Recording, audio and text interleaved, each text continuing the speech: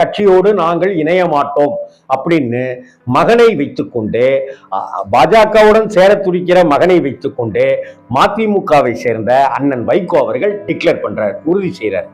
இது ஒரு அப்பா பையன் சண்டை அப்படின்னு சொல்லி பார்த்தோம். அப்படின்னாக்க இந்த அப்பா பையன் சண்டை இல்லை, ஆனா அப்பா பையனால அப்பாவுக்கு ஏகப்பட்ட பிரச்சனை. யாரு? அண்ணன் எடப்பாடி பழனிசாமி அண்ணனுக்கு. எடப்பாடி பழனிசாமி அண்ணன் எட்டடினாக்க எடப்பாடி பழனிசாமி அண்ணனுடைய மகன் மிதுனாக இருக்கட்டும், சம்பந்தியாக இருக்கட்டும், அவங்க எல்லாம் 64 அடி பாஞ்சு ஏகப்பட்ட காசு சம்பாதிச்சிருக்காங்க. 750 கோடிக்கு மேல சம்பாதிச்சிருக்காங்க. இடி ரைடு, ஐடி ரைடு அப்படி இப்படின்ட்டுலாம் வந்துட்டு இருக்கிறது. அதையெல்லாம் அந்த சம்பந்தியை காப்பதற்காகவும் மகனை காப்பதற்காகவும் தான் அவர் நேரா எடப்பாடி அமித்ஷாவை சந்திக்க போனாருன்னு பேச்செல்லாம் அடிபட்டுச்சு. அதுவும் 3 கார் மாறி